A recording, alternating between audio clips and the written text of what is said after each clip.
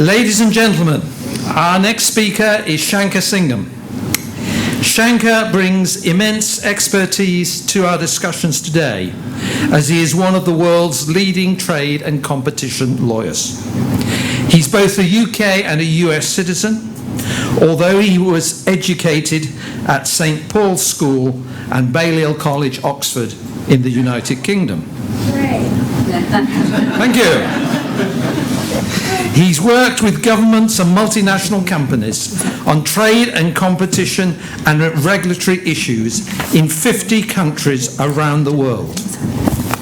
This has included accession agreements for Hungary and Poland to the European Union and the WTO accession agreements of a number of countries, including Russia and China.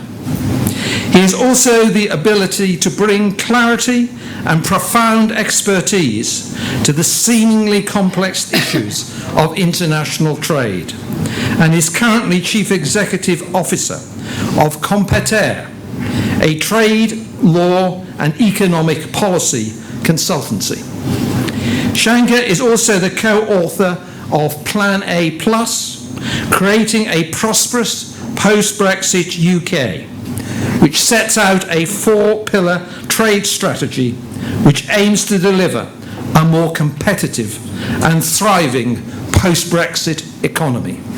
Ladies and gentlemen, please welcome Shanker Singham.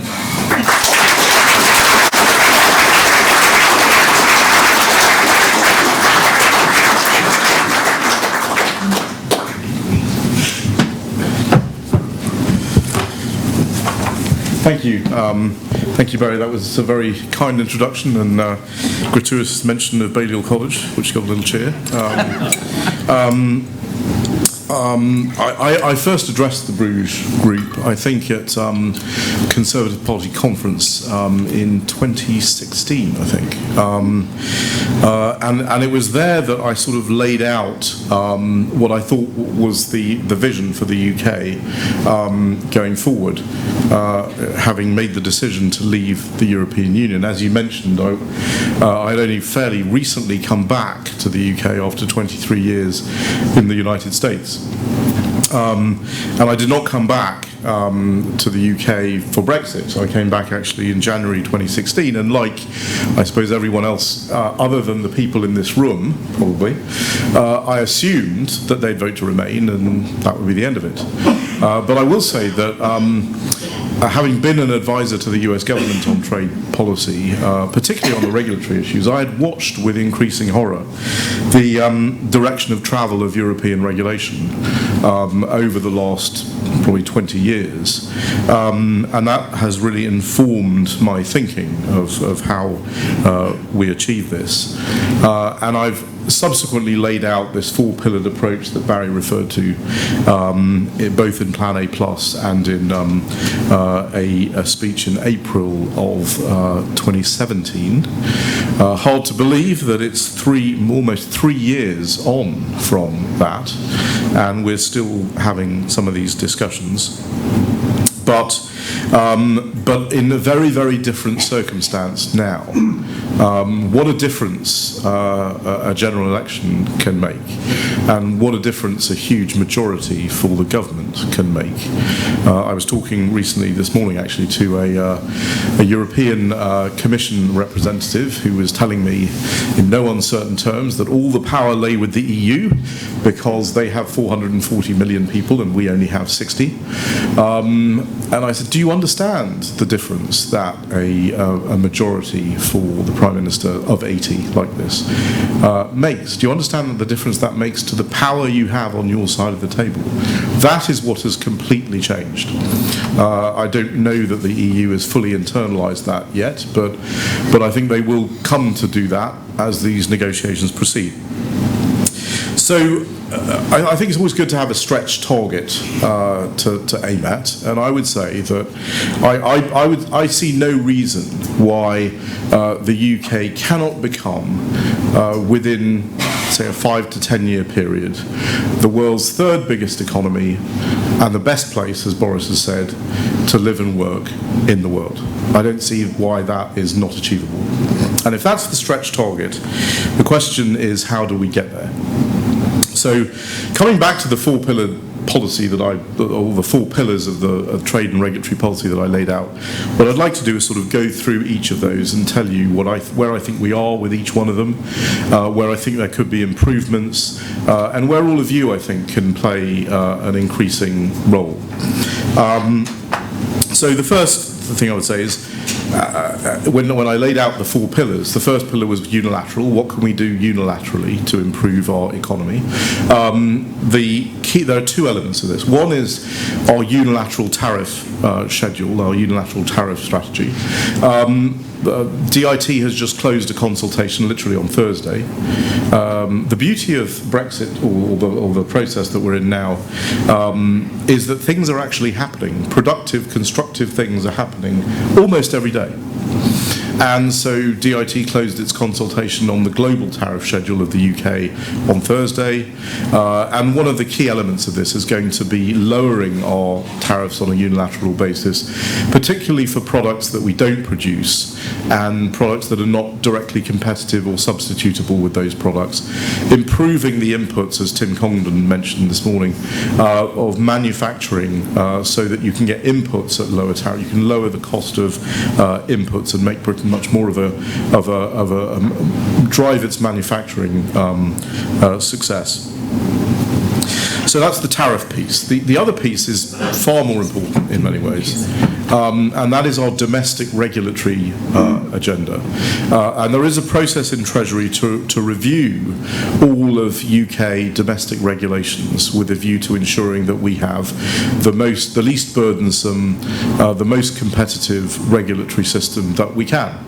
I would argue that where we need to focus the attention, because we're porting over, obviously, the European acquis, so we have a whole body of regulation that we can, analyse, look at, see what we like, see what we don't like.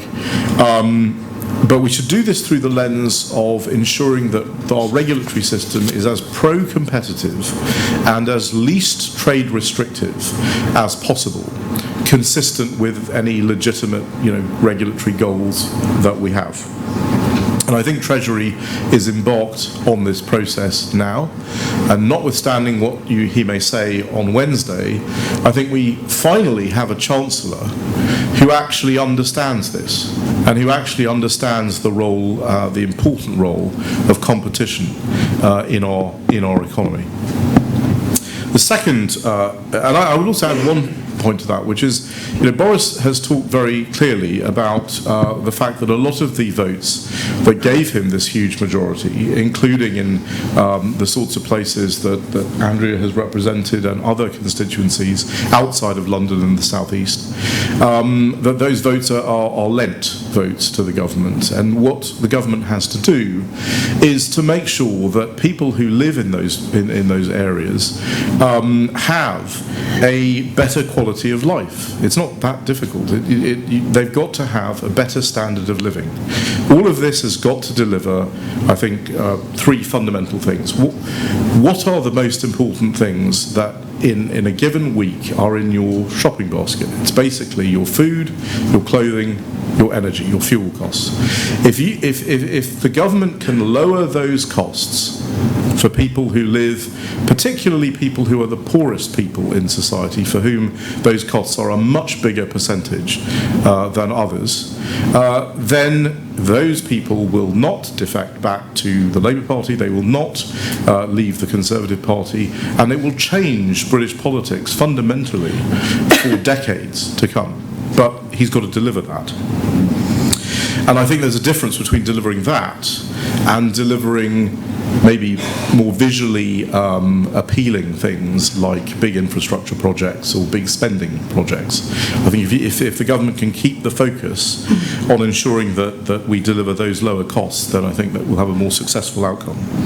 Bilaterally, obviously the deal with the US, last Monday, the negotiating objectives were launched.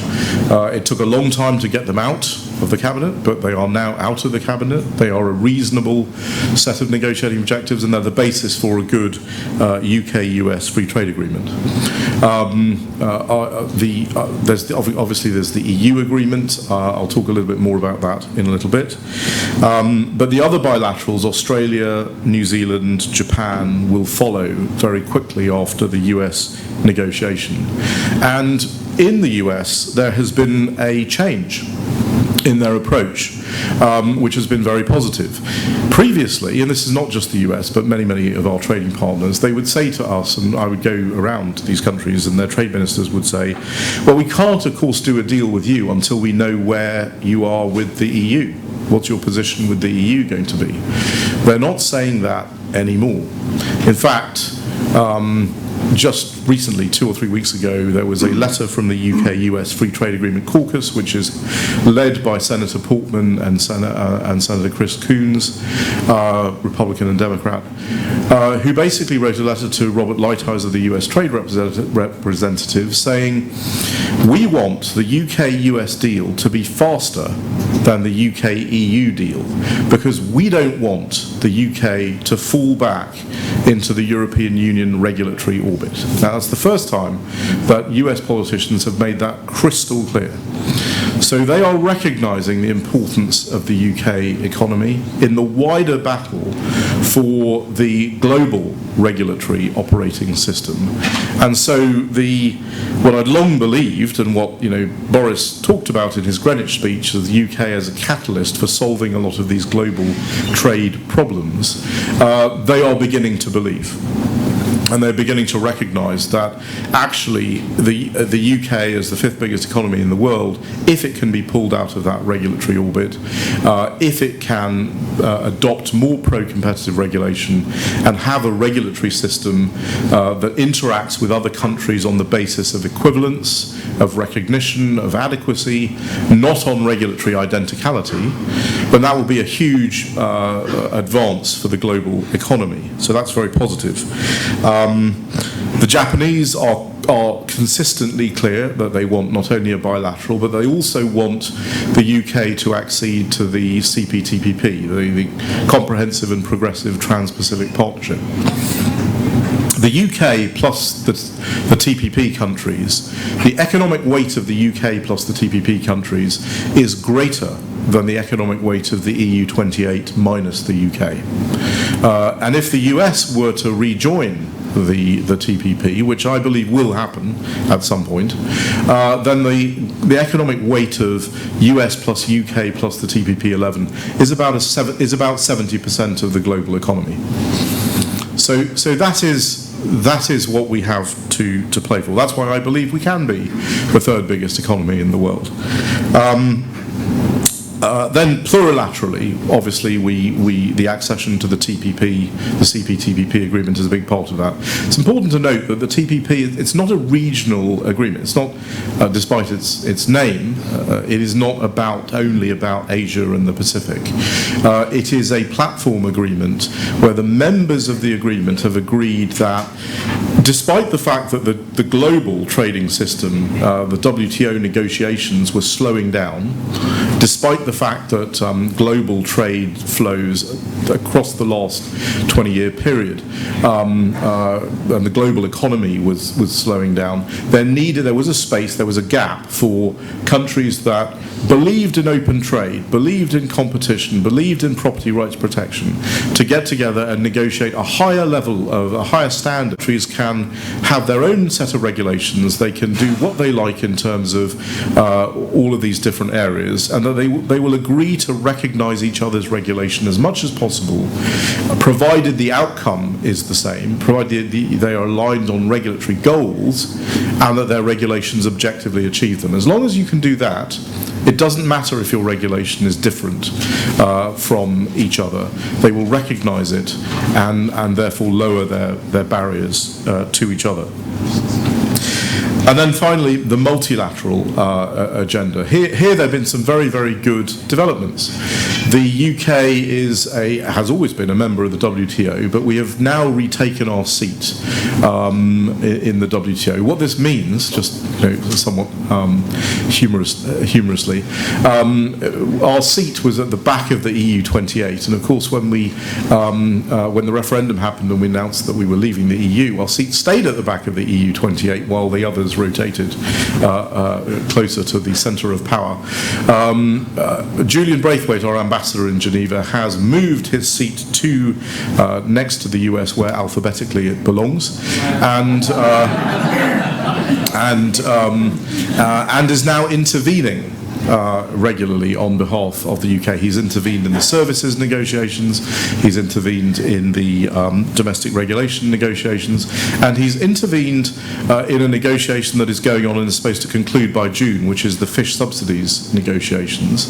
And that is quite interesting because the historic position of the May administration, for example, would have been if the EU told you that they were unhappy with you doing something in the WTO because it was a violation of the duty of sincere cooperation, we would not do it. And the WTO members believed that the UK would continue to operate in this fashion.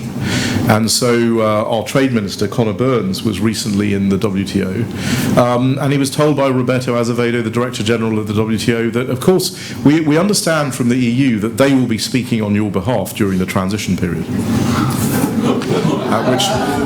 At which our trade minister was able to respond that that was not the case. He used more colourful language than that, but the point being, in the area of fish subsidies, this is why it's important, in the area of fish subsidies, our position and the EU position are different. Now, in these other areas, you could argue that we're broadly aligned on these things. But on fish subsidies, the UK wants an agreement to reduce subsidisation of fisheries. The EU, on the other hand, even though they started this process of the fish subsidies negotiations, the French and the Spanish have actually increased their level of subsidies in fishing, and this is relevant to the fisheries access negotiations. And what they've particularly increased is the subsidy you get to fish in somebody else's waters. So this is a sort of beggar thy neighbour policy where you don't get the subsidy of fish in your own waters, but if you fish in somebody else's, then you get the subsidy. So and that should obviously affect our negotiation of those access rights to our exclusive economic zone. If you have a lot of subsidies of your fishermen to fish in our waters, then you're going to get considerably lower levels of access than those who don't. And this also pits member states against each other because the Irish don't do this as much, and it's very much a French-Spanish sort of construct. So he's intervening in these areas where certainly the EU does not want him to intervene, doesn't like the fact that he is intervening, but the fact that Julian, who is a civil servant, feels able to do this is because the firm direction he is finally getting from the Prime Minister, from Liz Truss, the Secretary of State for International Trade, and from the whole of the Cabinet. During the May administration, he was literally operating without instructions for many years because the Cabinet could not agree. But now the Cabinet committees are agreeing very rapidly on things, instructions are being given. So that is something to be very positive about, that's something to take comfort from. Now, with respect to the EU negotiation, as Mark said, finally we are in agreement with the EU that we are both trying to negotiate a comprehensive free trade agreement, and that is a big step forward. When Boris became leader of the Conservative Party and Prime Minister before the election, there was a change in the rhetoric from the government, from the UK government. Previously, the UK government had said we want frictionless trade. Frictionless trade cannot be delivered unless you are in the customs union, not a customs union, the customs union, and in the single market. That became as frictionless as possible, which is actually what it had started out as. Now, it sounds like an academic sort of thing, but it's actually incredibly significant. It means that if you have a free trade agreement negotiation then you are accepting that there will be some friction. Now, we can minimise the friction through the trade agreement as much as we can, but there will be some friction. If you're not in the customs union and you're not in the single market, as Michael Gove said recently, there will be customs checks, there will be regulatory checks. Now, our job in the negotiation between the UK and the EU is to make sure that the intensity of those checks is made as smooth and as unfettered and as little disruptive to business as possible. But let's be clear about the level that we are talking about here.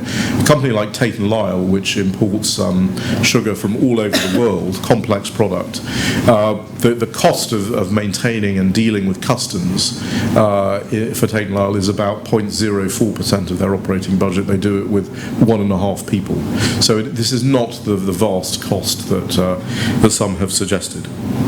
What are the difficult areas? One of the difficult areas, obviously, is fisheries. I think we should negotiate as an independent coastal state in the context of the North East Atlantic Fisheries Commission arrangements with all of the European Union member states in the normal way, which means every year you negotiate your access rights. And as I say, we can certainly add the idea that if you are subsidising, then you will have less access. Level playing field. Now, just to unpack that a little bit, it means that the Europeans rightly are concerned that the UK will subsidise their companies and give them competitive advantage over European companies that are not allowed to do that because of the EU state aid regime. That's a legitimate objective of the EU, and it can be delivered by the UK. Our negotiating mandate and David Frost's statement made it very clear that we will have our own anti-subsidy regime, which is a good thing for us to do, and it ties back to the point about having a pro-competitive regulatory regime. What we will not do, and what I think this government will not move from, is we will not put any part of our legal or economic order under European supervision, or in fact any other country's supervision, with its court basically determining what that means.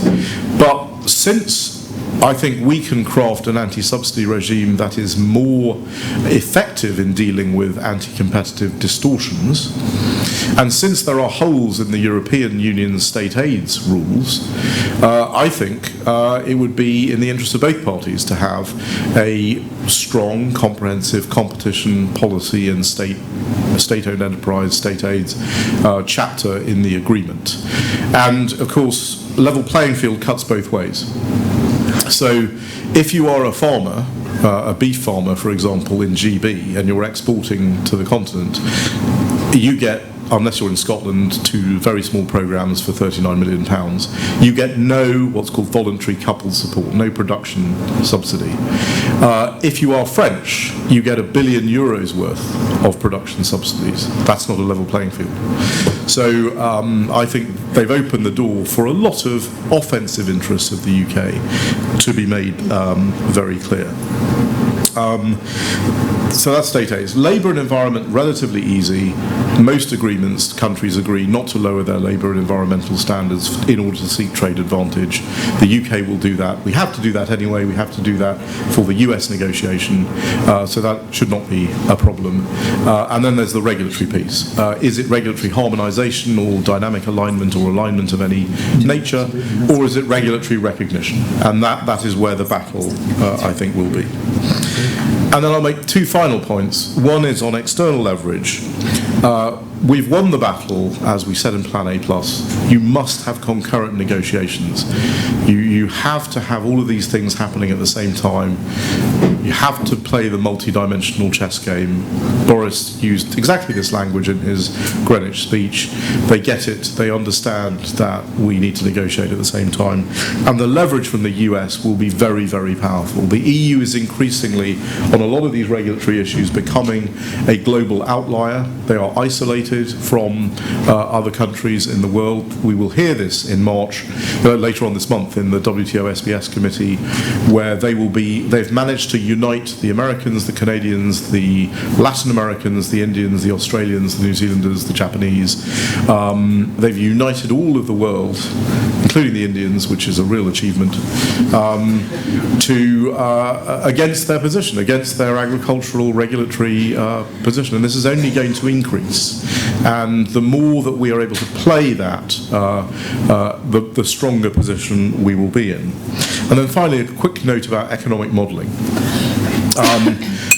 It is almost impossible to estimate the benefits of trade agreements that deal with behind-the-border barriers. We can estimate the benefits of tariff concessions. We have models for that.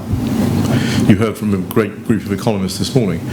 But the US International Trade Commission reported on the TPP when the US was a member of it, and it essentially said that it's very hard to figure this out. Treasury departments always underestimate the benefits of trade agreements. So I wouldn't be too concerned about numbers and economic modelling projections. The New Zealand government, for example, underestimated the benefits of the New Zealand-China agreement by 500%. And in fact said that the agreement would achieve certain gains in the New Zealand economy in 5 years, which were achieved in 5 months. And how do you model an entrepreneur who happens to go to a trade show in the US because he's with a delegation negotiating the US-UK FTA and makes a series of business contacts there that he would never have made, and consequently has a whole set of orders he would never have got? How can you model the sort of animal spirits? And that is impossible to model. And there seems to be a view in the media that trading business tells you that they need. It's about businesses of the future. It's about consumers. It's about a whole, across the board, whole of government position. So that is a very positive. I think things are very positive at the moment, and that's a very positive outlook on where we can be. The one area that is starting to worry me a bit now, and where I think the people in this room who've been so powerful and such promoters of the success that we currently have can think about is the area of domestic regulation in the UK. Because not only it is crucial that we use this freedom, we use this newly gained economic freedom to actually be economically free, to actually have pro-competitive regulatory systems that don't discriminate against parties, that don't damage our trade relationships.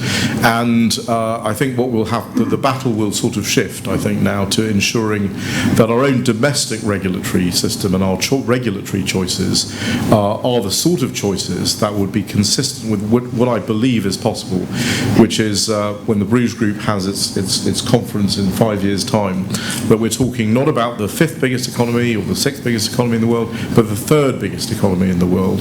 And people, our investors and others, are coming to our shores because it is, in fact, the best country in the world to work and live. Thank you.